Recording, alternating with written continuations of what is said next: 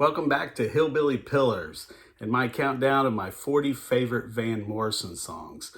First off, I want to apologize. I've had a long pause since I posted the first chapter of this, which was 40 through 31. I have a little one in childcare, and I caught one of his dreaded viruses, and it kicked my butt. And then I was on vacation. Vacation was awesome. I got to go see Bob Dylan back-to-back nights in Macon and Dothan. It was excellent. I really had a great time. I might do a post about that. Yeah, it's been a long time. When I'm doing a series like this, I try not to take breaks. That's the way it goes sometimes. So we are up to number 30, and I'm going to jump right in it here. At number 30, I have Off Of his band and the street choir. It's early 70s. And that is Call Me Up in Dreamland. As toe tappy as Van gets, and he can get that way. Like he says, if it comes to the bit and I have to write another hit, I'm a songwriter. He can definitely dial those up. This may be my favorite one of all of those. It is just a groove. It gets my volume knob turned way up. If you go to my rankings, I think compared to a lot of people, I have Street Choir pretty low. And I think it's the album that is the most kind of like short track groove R&B type of vibe Van Morrison record, especially, in his 70s zenith. And a little bit lacking in the long, drawn-out, epics, which, I'm a little drawn to. But it's one of those records when I'm in that mood, I will put it on, and I do revisit it often. So yeah, number 30, I have got Call Me Up in Dreamland off his band and the street choir. 29. Probably mentioned it before on this list. I finally had the opportunity to see Van Morrison live. It was a handful of years back at a show in Vegas. He was doing like 3 or 4 nights in a row there. And there were 3 tracks that were the standout of the show. And one of them, and that's not just for me, that was the crowd reception and just kind of the way the set list was built. You could tell there was an emphasis on this track. And that is the title track off of 1997's The Healing Game. I got strong feelings about The Healing Game. If you catch my top 25 favorite albums of all time, you will see this on it. It's one of those kind of head scratcher, latter day, obviously great albums to me. Whenever you see lists and people talk about Van, if they really genuinely give a run at this album and don't consider it very much, I just kind of, it boggles my brain, because Van is a prolific output guy. So he just gets his stuff together and puts it out. And sometimes that can make albums feel like they lack like a real deep intended purpose or cohesion. It's just the songs he's got at the time, puts them together and puts them out. This is opposite. It all has the same type of kinetic energy. I just think it's instantly like you just need to hear it once to fall in love with The Healing Game. And I've got the title track, number 29. That was so great live. All right, number 28. Going right back to that show, the standout song was the closer. It's one of the 4 or 5 finest live song performances I've ever seen. When I went to the show, I went with my brothers, and we always do a list of 5 songs we'd like to hear anytime we go to a show by whatever artist it is. And both of them had this song on their list, and I didn't. And the reason being is this album always suffers to me because there's something in the production where I feel like Van Morrison's voice is buried. Like something is not quite right with the way they got his voice. It's dumb. It's a thing that's hard for me to get past. This is a really highly regarded album. I think the songs are unbelievable. And if I gave myself a cheat and someone was cool enough to have uploaded that performance on YouTube that I saw from Vegas closing out the show, I would probably have it in my top 5. It's monumental. But that is In the Garden off No Guru, No Method, No Teacher. That's 1986. Yeah, I've talked about it before, and I don't mean to beat a dead horse because it's like, hey, this is an artist I love, but let me talk about something negative a lot. But there is just something in the voice. So I feel like I need a reason to explain why. But, the other songs on this, some might come up, Foreign Window and Got to Go Back. And it's a killer set of songs, and I really like everything else about it. But there's something in the way the voice is recorded that's hard for me. But that doesn't matter. Even with that, I've got In the Garden at number 28.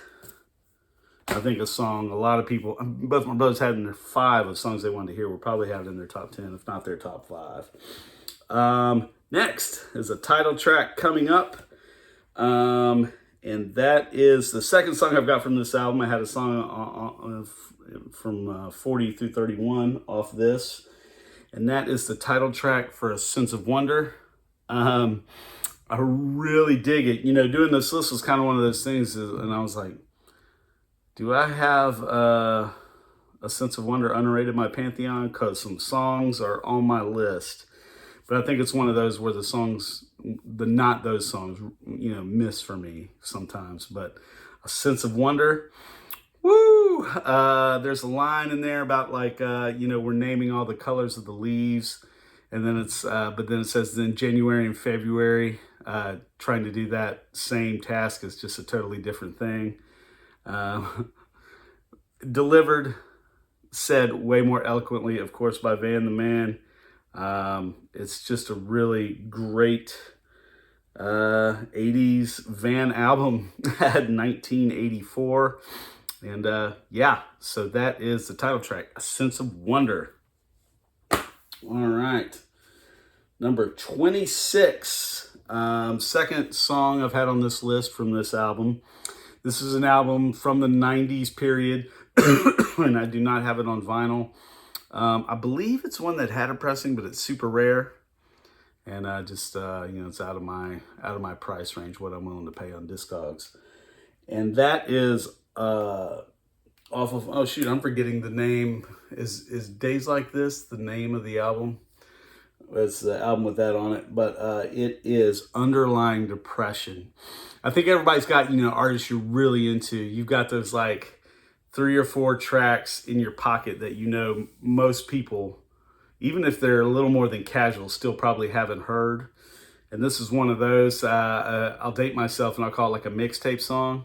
Like even if I just do 10 tracks, Underlying Depression would probably be on there. It's really, really cool, uniquely Van Morrison song. I was born with the blues and my blue suede shoes and Underlying Depression. Real cool horn riffs in it. And it's got Brian Kennedy backup singing, which is the thing I love. That's the same thing from The Healing Game. I just love the energy that he brings. Some people it's a little bit of a turn off, but I love his singing on the record, and particularly this song. Yeah, so that is Underlying Depression. Next up, all right, I'm obviously in an 80s groove here with these tracks and look at this album art cover. You better be Van Morrison if you're going to name your album Inarticulate Speech of the Heart.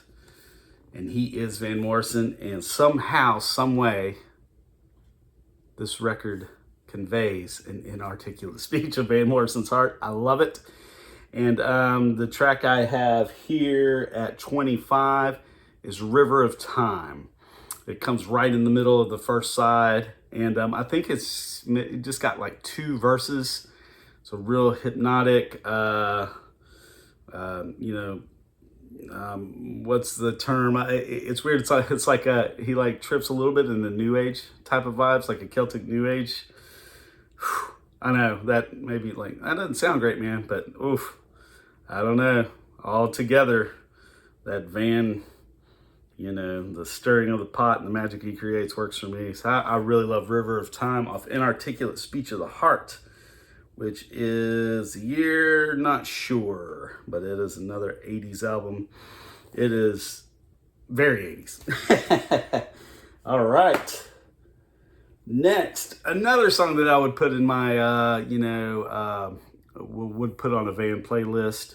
I didn't pull the album. I do have it. It also made my 25 favorite, which this one's a little bit of a surprise to people because it's not considered one of his greatest. And once again, these lists are all favorite, but that is Checking It Out off of Wavelength. The song just grooves. I love it. I think it's a really intelligent song about adult relationships. You know, he says, let's sit it out across the table. We gotta work this thing out. Let's get into it like a meditation. Start taking it further and checking it out. I just think it's a really smart. Once again, just man combined a quick groove and just a great song. So yeah, at 24, I have Checking It Out. 23, I'm going back to the Healing Game with the opening track that is a tone setter that the album rises and meets, and that is Rough Guy Goes Riding. There's this interesting effect that Van has where he plays harmonica on it, but you're breathing through his harmonica playing, and it's got a real guttural type of energy, kind of like almost like a Tom Waits thing. I mean, it's not as heavy-handed as like some of the Tom Waits, like Bone Machine era stuff, but it's just, it's like got a real gruff to it, and it's like the song is not mean, but it has like a mean temperament to it. People in glass houses throwing stones. Now they're moaning like a dog in a manger. That's when that rough guy goes riding. And it just, that song's badass, and sets the table for a really fantastic record. That is Rough Guy Goes Riding at 23. 22, kicks off side 2 of my personal all-time favorite Van Morrison album. And actually with Van Morrison as an artist, I have both. I think it is also his best album.